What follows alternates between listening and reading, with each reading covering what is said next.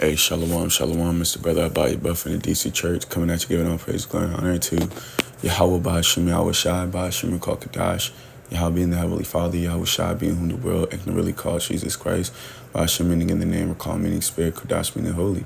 These are the names and the powers that I come to you in order to profess the 100% truth and Lord's will seal the elect's faith. Okay? Shani Kabaga Valorakaza claimed up by eighth made a double honors to the elders and apostles of GMS in these times, whom the Heavenly Father had enlisted the 100% truth to. And Shalom, Barakum, Abakan, Shayasha, Allah, peace and blessings be upon the elect of the nation of Israel. And to the men out there that's pushing this word in sincerity and truth, to you I say Shalom, Barakum, Atham, peace and blessings be upon you. Now, without further ado, as you can see, got the word of the week. And this was from the brother, the younger bro, the younger officer, Isaiah. And, the brother's very intricate. And as he was explaining this word, it inspired me to make a video behind it. And I just kind of want to, essentially this is like going to be a land back off of the information that he gave, because this is, his notes.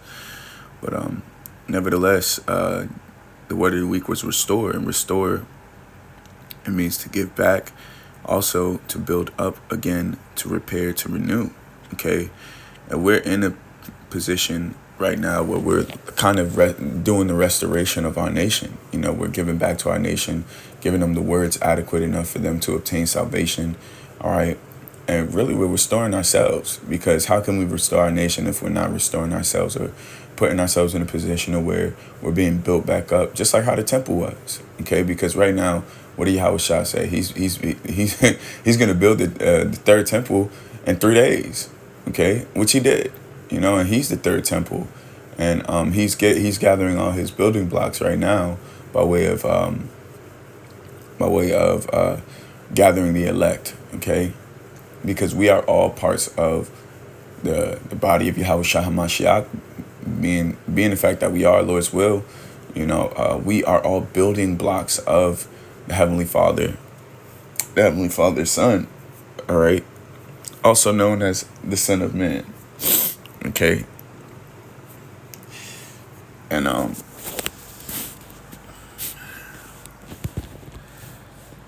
give me 1 second, okay?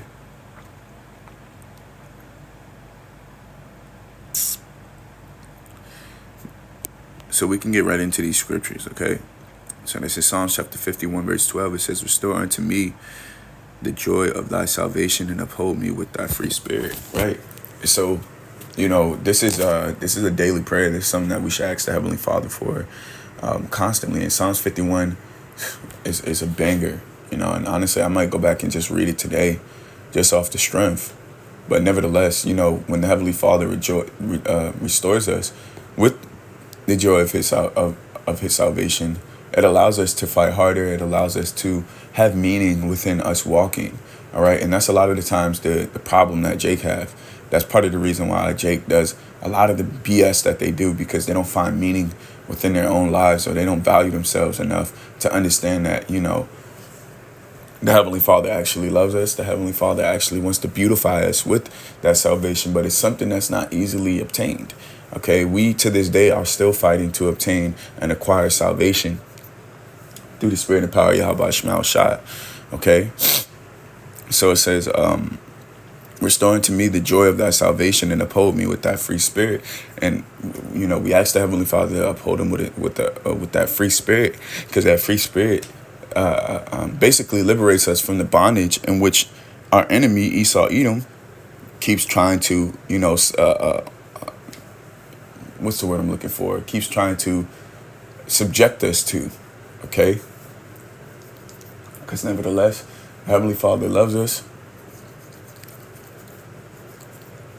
Despite the image, or despite what Esau tries to display in front of us, despite what, Esau tries to do to us to prove, oh, your Lord is not real, and this is what the kings did before. This is what the prophets of Baal did. This is what Nebuchadnezzar did. This is what Antiochus Epiphanes IV did. This is what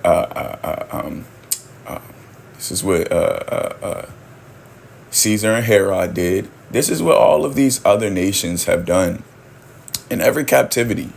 All right, in every captivity, in every every rulership that we went into that wasn't ours. They always try to subject us to their laws, their ways, and tried to make us, fall away from our God, our power, and the way, the laws of our forefathers, okay, and tried to prove, oh well, the Lord don't care about you, but the Lord actually does, and He's gonna prove it. The Lord is going to prove that He loves His people, okay. So this is Ecclesiasticus or Sirach chapter 2 verse 4. It says, whatever is brought upon thee, take cheerfully, and be patient when thou art changed to a low estate. Okay. And right, because the thing is, in order for us to be built back up, we have to be broken down. And the Heavenly Father continues to break us down in these trials and tribulations. And the Lord allows us to see things from, an outward perspective, so long as we trust in Him and we trust the process. There's a process in which the Heavenly Father is bringing us through, and we have to be mindful toward that regard. And sometimes in that process, a lot of times in that process, there's discomfort, and that discomfort comes with growth. Okay, you don't know how things are going to go, you don't know how things are going to pan out, but you understand and you know that the Heavenly Father is going to allow things to work in your favor. Okay. But we just have to be upfront with ourselves. Doesn't matter. It doesn't matter how uncomfortable something is. Doesn't matter how, how annoying or how depressive a situation that's presented to you is. We have to trust and follow after Yahweh Shema Shai, and soon the restoration will come full on. All right. But even in these small little trials and tribulations that we're going through in our personal lives, the Heavenly Father does break us down. And sometimes He breaks you down to all the way to ground zero, where you really exposed. You really see the raw you. You really, really, really, really see the nastiness within inside yourself.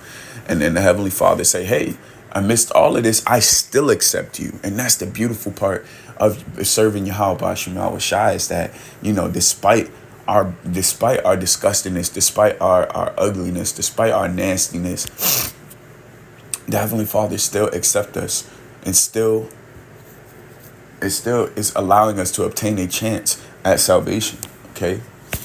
Last precept, Jeremiah chapter 30 verse 17. It says, for I will restore health unto thee, and I will heal thee of thy wounds. Right? Because we have all types of wounds. We have spiritual wounds, we have mental wounds, emotional wounds, we have physical wounds. Some brothers got ailments in the flesh, some brothers are dealing with things mentally. It's like we are completely in a place of where we're distraught.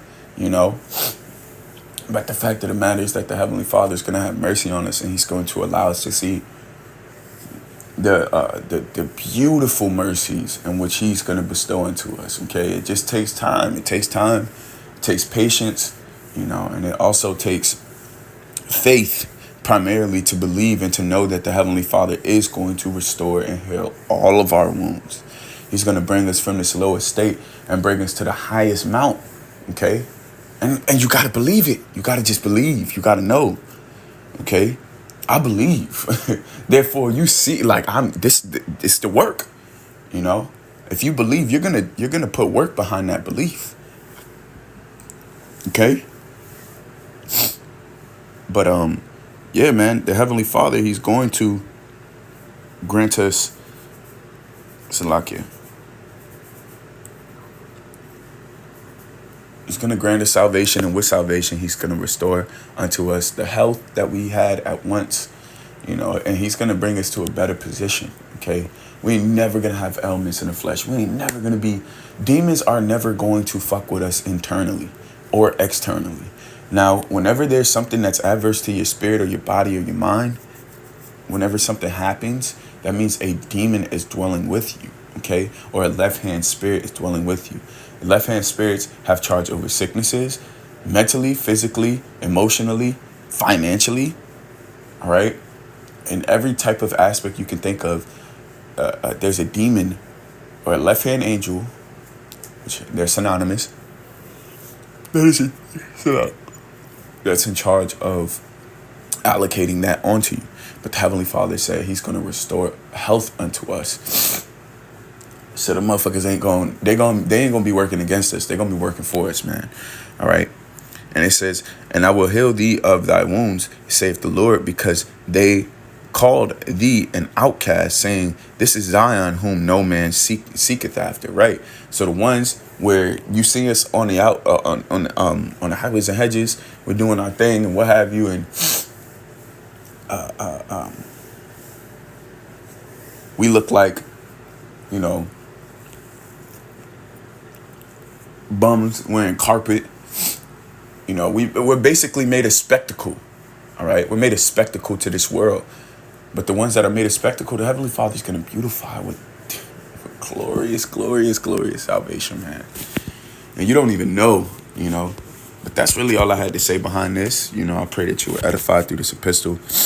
You were uplifted in spirit, mind, body, and spirit, and soul.